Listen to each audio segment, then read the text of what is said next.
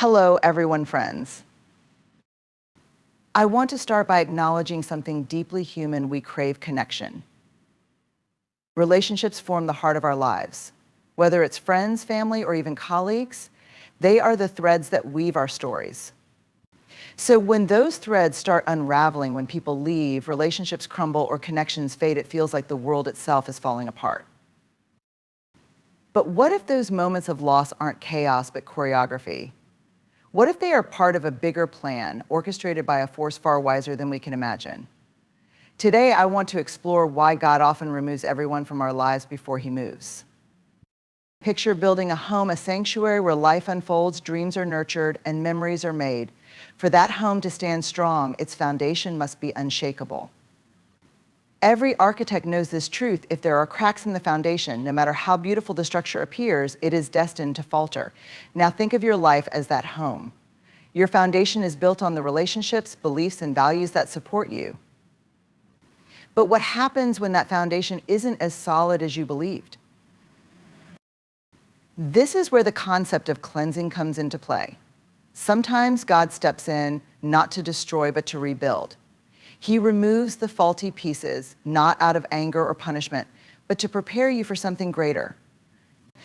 The process, however, feels anything but gentle. It can feel as though your life is being dismantled brick by brick. The pain is real, the loss tangible, and the uncertainty overwhelming. But if we look closer, we begin to see that this removal is an act of grace, not devastation.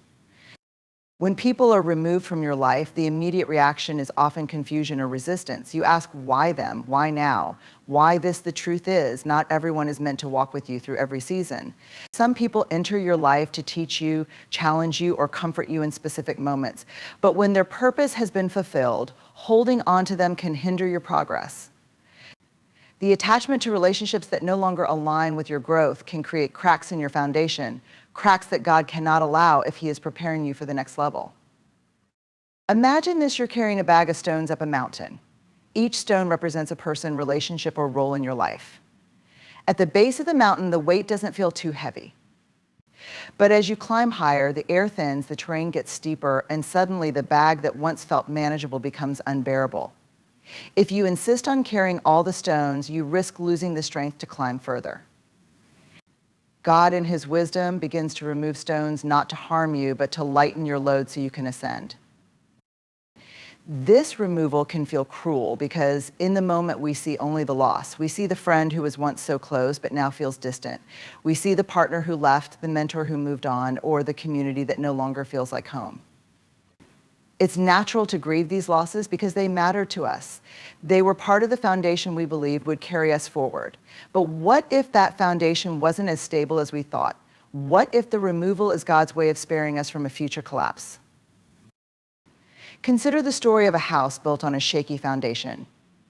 It might stand for years, appearing sturdy to the untrained eye. But over time, small shifts in the earth beneath it cause cracks to form in the walls. Eventually, those cracks grow, weakening the entire structure until it can no longer stand. Now imagine God as the master builder who sees the cracks long before they become visible to you. He knows that for your life to withstand the storms ahead, your foundation must be rebuilt. So he steps in, even if it means tearing down what you thought was secure. This process isn't about judgment or punishment, it's about love. It's about God's commitment to your long-term stability and growth. He sees what you cannot, the places where your foundation is vulnerable, the relationships that drain rather than nourish you, the roles that keep you stagnant rather than propel you forward. He knows that if these cracks remain, they will prevent you from stepping into the fullness of what he has planned for you. But why does the cleansing of the foundation feel so painful? Because we are creatures of attachment. We grow comfortable with the familiar, even when it no longer serves us. We cling to relationships, roles, and routines out of fear of the unknown. The idea of letting go feels like losing a part of ourselves. But in reality, what we're losing are the things that no longer align with who we are becoming. It's also worth noting that not all removals are the result of toxic or negative relationships. Sometimes God removes good people or roles from your life simply because their purpose in your journey has been fulfilled.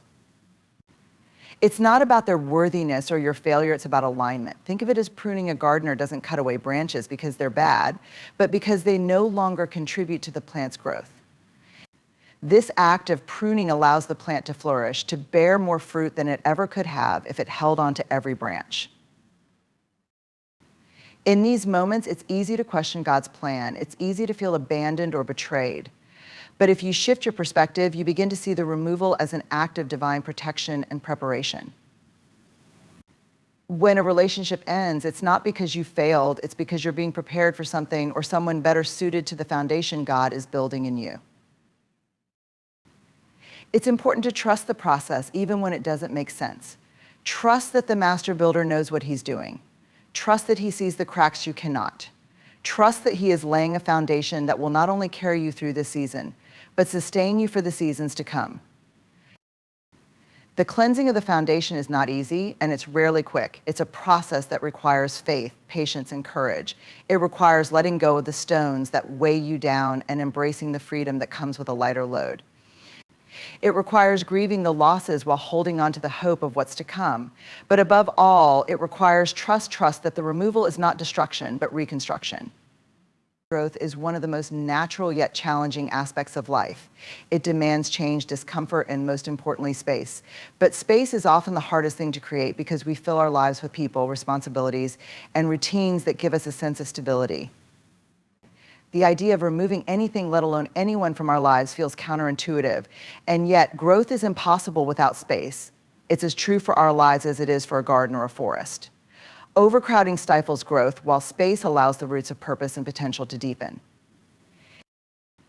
Imagine a seed planted in the earth. If the soil around it is packed too tightly or overrun with other plants, the seed cannot sprout. Its growth is choked before it even begins. The same principle applies to our lives. When we cling to relationships, habits, or environments that no longer align with our path, we suffocate the possibility of new beginnings. God often removes people, roles, or circumstances from our lives not to harm us, but to create the space necessary for growth. Creating space is not about rejection or isolation. It's about alignment. It's about making room for what's truly meant to flourish in your life. Often we don't realize how much we've overcrowded our inner worlds.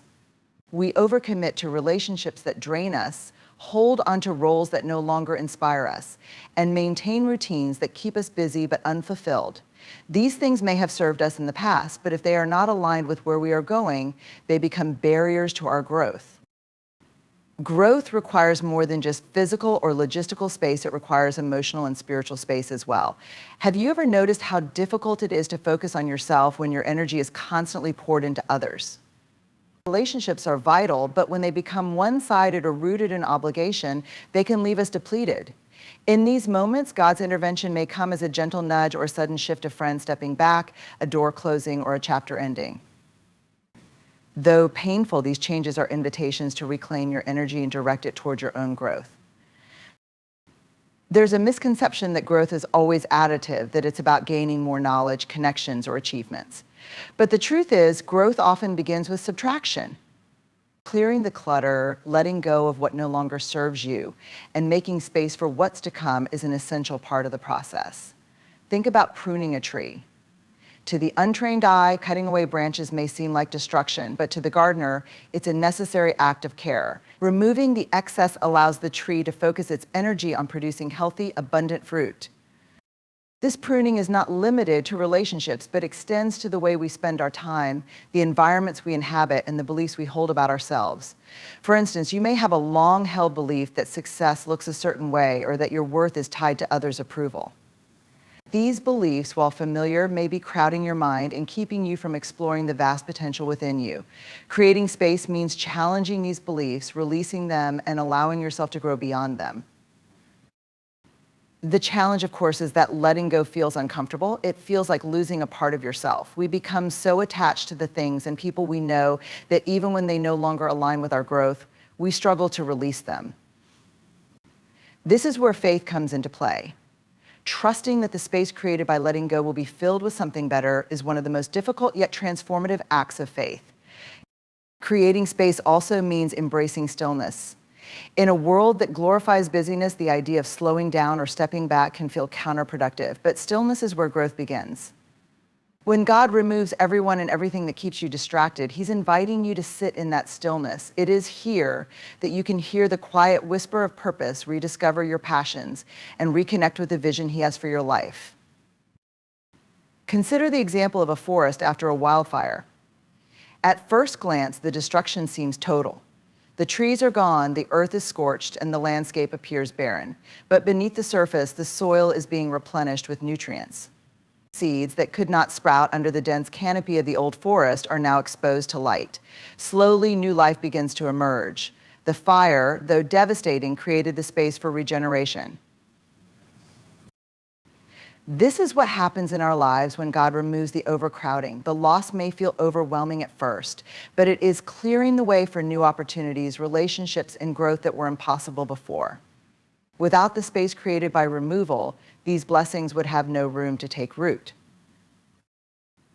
It's important to remember that creating space doesn't mean isolating yourself or rejecting every relationship and responsibility.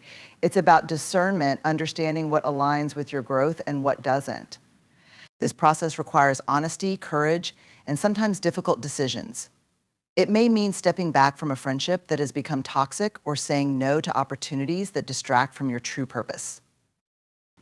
Ultimately, creating space is an act of love for yourself, for your potential, and for the life God is preparing for you. It's about trusting that even though the emptiness feels uncomfortable now, it is the fertile ground where growth will take root. In that space, you are free to explore, to heal, and to become the person you are meant to be. Vulnerability is a word that often carries negative connotations. To many, it implies weakness, exposure, or a lack of control. But in reality, vulnerability is one of the most profound sources of strength a person can access. It is through vulnerability that we connect, heal, and grow. It is the doorway to courage and authenticity, even though walking through it often feels terrifying. When God removes people or circumstances from your life, He is not just creating space for growth, He is also asking you to confront your own vulnerability and discover its transformative power. When we find ourselves stripped of the relationships, roles, or structures that once defined us, we are left exposed. There's no buffer, no distraction, and no one to hide behind. It's just us, our thoughts, fears, and the unfiltered reality of who we are. This moment can feel like a breaking point, but in truth, it's a turning point. Vulnerability is not the enemy, it is the ally we've been resisting. To understand the strength of vulnerability, we first need to understand what it truly means. Vulnerability is not about oversharing or seeking sympathy. It's about being honest with ourselves and others about what we feel, need, and fear. It's about admitting when we're not okay, asking for help when we need it, and stepping into the unknown even when we're terrified of failure.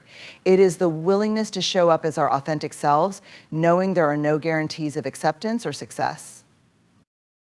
When life strips us of the people or things we've leaned on, vulnerability is no longer optional. It becomes a necessity. In those moments, we have a choice. We can either retreat into self-protection, building walls to keep the world out, or we can lean into the discomfort and allow ourselves to be seen first by God, then by ourselves, and finally by others. This leaning in is where true strength is born. Vulnerability teaches us to let go of the illusion of control. So much of our fear around vulnerability comes from the belief that if we expose our true selves, we'll lose control over how others perceive us. But the reality is we never had that control to begin with.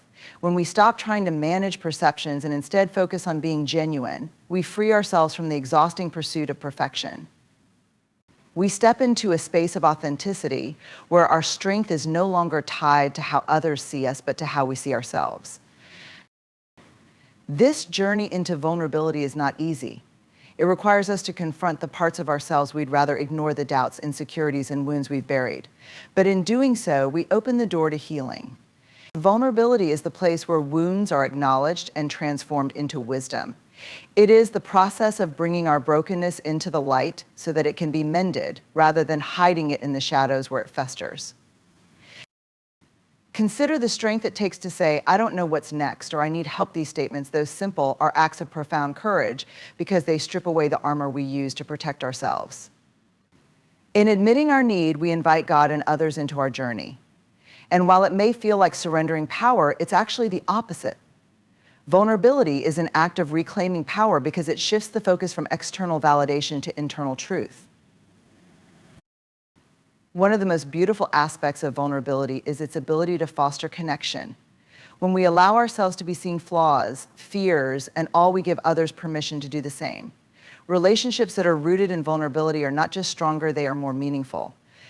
They move beyond surface level interactions and into the realm of true intimacy and understanding. This is why, when God removes certain people from our lives, it's often to make room for connections that are built on a foundation of mutual vulnerability and authenticity. Vulnerability also unlocks creativity and innovation. When we are vulnerable, we allow ourselves to take risks, to fail, and to try again. It's in this space of uncertainty that new ideas are born. Think about it, every great leap of faith, every bold pursuit of a dream begins with the willingness to be vulnerable. To grow, we must step into the unknown, trusting that even if we fall, we will rise stronger. Another layer of vulnerability's strength lies in its ability to deepen our relationship with God. When we come to Him stripped of pretenses, admitting our fears, doubts, and brokenness, we create space for His grace to work in our lives. Vulnerability is an act of faith. It's saying, I can't do this on my own, but I trust that you can. It's in these moments of surrender that we experience the fullness of His power and love. Yet vulnerability is not without its risks. It opens us up to rejection, misunderstanding, and pain. But these risks are outweighed by the rewards. Every time we choose vulnerability, we strengthen our capacity for resilience. We learn that we can survive the sting of rejection, the discomfort of uncertainty, and the pain of loss. And in surviving, we grow stronger and more compassionate, both toward ourselves and others. It's also worth noting that vulnerability is not a one-time act, but a lifelong practice. It's a muscle that must be exercised regularly. The more we lean into vulnerability, the more natural it becomes. Over time, we begin to see it not as a weakness to be avoided, but as a strength to be embraced. Vulnerability is where courage and strength intersect. It's the moment we decide to show up despite our fear, to speak our truth even when our voice shakes, and to love fully even when there's no guarantee of reciprocation. It's not about being fearless, it's about being willing to take the risk anyway. Life has a way of falling apart right when we think we have everything under control. Relationships end, careers shift, plans unravel, and what once felt certain becomes unrecognizable. In these moments, it's tempting to believe that chaos has taken over, that the threads of our carefully woven lives have been irreparably tangled.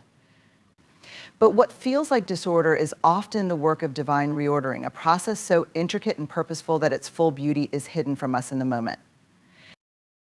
The unseen reordering begins when God removes the pieces of our lives that no longer fit the design He has for us. These pieces may have served a purpose for a season, but holding on to them can prevent us from stepping into what's next. The removal can feel abrupt or even harsh, like losing a puzzle piece that you thought was essential to the picture. Yet God's perspective is infinitely larger than our own. He sees not just the small section of the puzzle we're focused on, but the entire masterpiece He is creating. One of the hardest parts of the unseen reordering is that it feels like loss before it feels like gain. When a door closes, it's natural to grieve what we're leaving behind. A relationship that ends, a job that's taken away, or a dream that doesn't come to fruition can leave us feeling empty and directionless. But what we perceive as an ending is often a redirection. God isn't just removing something, He's clearing the way for something better aligned with His plans for us. Think of a chessboard. To the untrained eye, moving a piece backward or sacrificing a pawn may seem counterproductive, but a master strategist knows that these moves are part of a larger plan. Each step is intentional, designed to achieve victory in the end. Similarly, when God orchestrates the reordering of our lives, some moves may seem to set us back or cost us dearly. But from His vantage point, every shift is purposeful. He is positioning us for growth, victory, and alignment with His will. Reordering often requires dismantling the structures we built for ourselves. These structures might include relationships, career paths, or even self-identities that we've come to rely on. While they may have provided stability, they can also limit our ability to grow and evolve. When God begins to reorder, He isn't destroying, He's refining. He's removing the scaffolding so that the foundation can be strengthened. One of the most profound aspects of the unseen reordering is its ability to reveal truths we couldn't see before. Sometimes we cling to people or situations that aren't actually serving us, not because we don't recognize their flaws, but because we fear the unknown. A toxic relationship may feel safer than the vulnerability of being alone. A job that drains you may feel preferable to the uncertainty of searching for something new. But when God removes these things from our lives, He's not just taking away, He's opening our eyes to what we were too afraid to confront. The reordering also teaches us patience and trust. In a culture that prizes instant gratification, waiting for God's plan to unfold can feel agonizing. We want answers now, clarity now, resolution now. But divine timing is not dictated by our desires. The unseen reordering requires us to sit in the discomfort of not knowing, to trust that the puzzle pieces will come together, even when they're scattered across the table. This waiting period is not wasted time, it's a season of preparation. During this preparation, God often works on our hearts. He shapes our character, strengthens our faith, and refines our purpose. The reordering is not just about external changes, it's about internal transformation. It's about becoming the person who can step into the new season He is preparing. Sometimes this transformation requires us to let go of pride, fear, or a need for control. It requires humility to acknowledge that we don't have all the answers and that we're not meant to. Another hallmark of the unseen reordering is the way it brings unexpected blessings. When we're in the midst of loss or change, it's hard to imagine that anything good can come from it. But time and time again, we look back and see how God's hand was at work. A friendship that ended made room for deeper connections.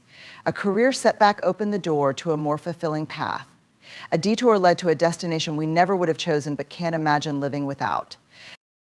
The unseen reordering also reminds us that we are not alone. In moments of upheaval, it's easy to feel abandoned or forgotten. But God's presence is never absent, even when His work is invisible. He is the steady hand guiding us through the storm, the architect shaping a new design for our lives. The removal of certain people or circumstances is not a sign of His absence, but evidence of His active involvement. Perhaps one of the most beautiful aspects of the reordering is its ability to expand our capacity for gratitude. When the dust settles and the new pieces of our lives begin to take shape, we often find ourselves grateful not only for what we've gained, but for what we lost. The things we once mourned become the very things we thank God for removing. The relationships that ended taught us how to set boundaries and love ourselves. The challenges we faced revealed strengths we didn't know we had. The unseen reordering is not a process we would choose for ourselves. It's messy, painful, and often bewildering. But it's also necessary. It's the way God clears out the old to make room for the new, the way He aligns our lives with His purpose and our hearts with His will. It's a process we can't always see or understand in the moment, but one that leads to a life richer in meaning, deeper in connection, and closer to His design. Trust is a word we use often but rarely stop to examine. It's something we rely on daily, often without realizing it. From trusting the ground beneath our feet to hold steady, to trusting others to fulfill their promises, trust forms the backbone of our interactions and decisions. But trust becomes a far more profound and challenging concept when we face the unknown. It is in these moments when life removes what we've relied on, when plans crumble, and when the future feels uncertain that we are truly tested. This is the test of trust, and it is one of the most transformative experiences we can undergo. The test of trust begins when we are asked to let go of control. For many of us, control is a source of comfort. We plan, strategize, and build structures to ensure stability and predictability in our lives.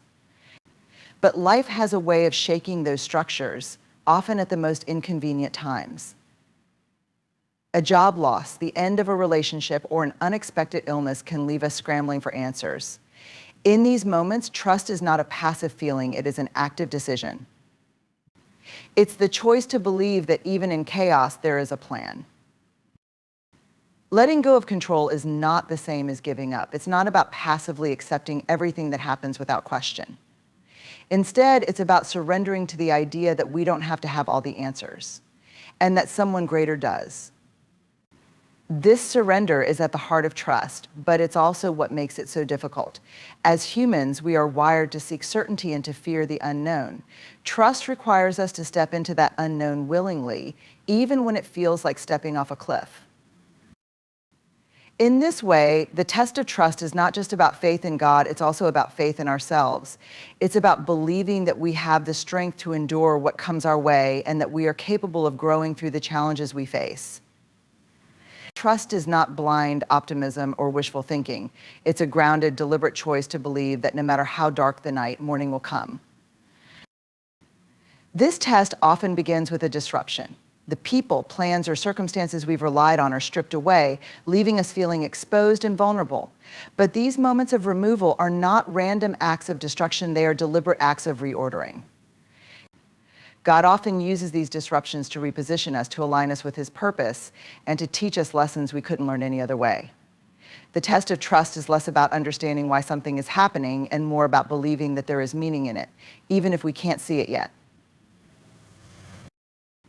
The test of trust also challenges us to embrace waiting. In our fast-paced world, waiting feels like a waste of time. We want immediate answers, instant solutions, and quick resolutions. But trust is forged in the waiting. It's in the pauses between loss and restoration, between question and answer, that we learn the depth of our faith. Waiting forces us to confront our doubts and fears, to wrestle with uncertainty, and ultimately to choose trust again and again. And one of the most difficult aspects of the test of trust is the silence. There are times when we cry out for direction, for reassurance, for a sign, and we're met with nothing but stillness. In these moments, it's easy to feel abandoned or forgotten. But silence is not absence. Sometimes the quiet is God's way of giving us space to grow. It's in the silence that we learn to rely not on external signs, but on an internal knowing, a quiet confidence that we are held, even when we can't feel it. The test of trust is also deeply personal. It's not about how others perceive our journey or the advice they offer.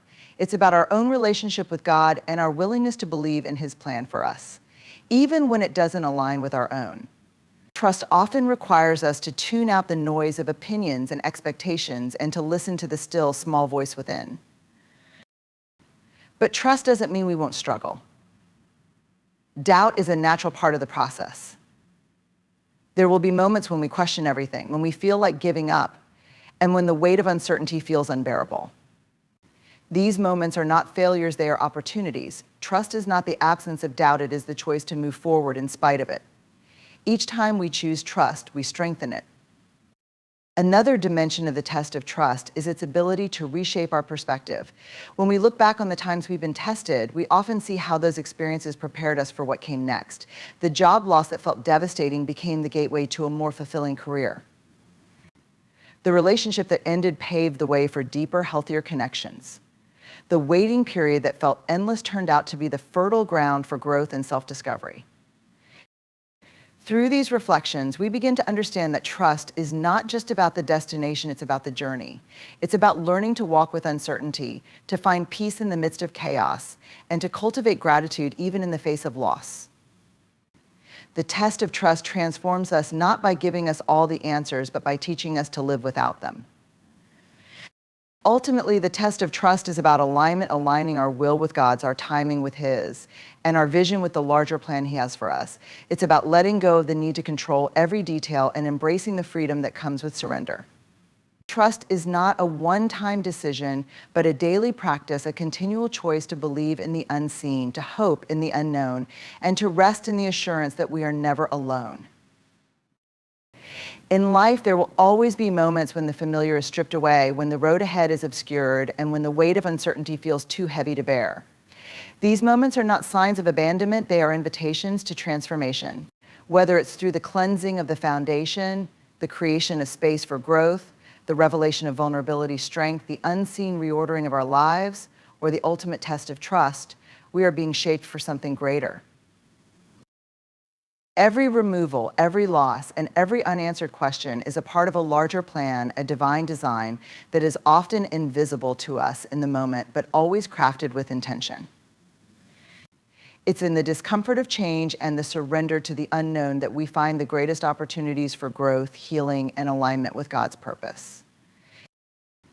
So when God removes the familiar from your life, don't resist the process.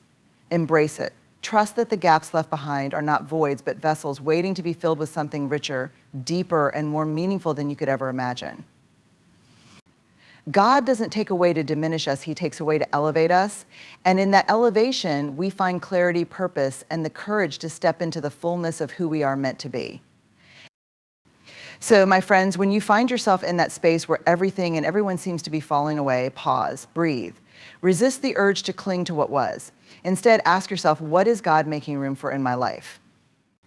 Because what feels like lost today might just be the sacred groundwork for a breakthrough tomorrow. Thank you.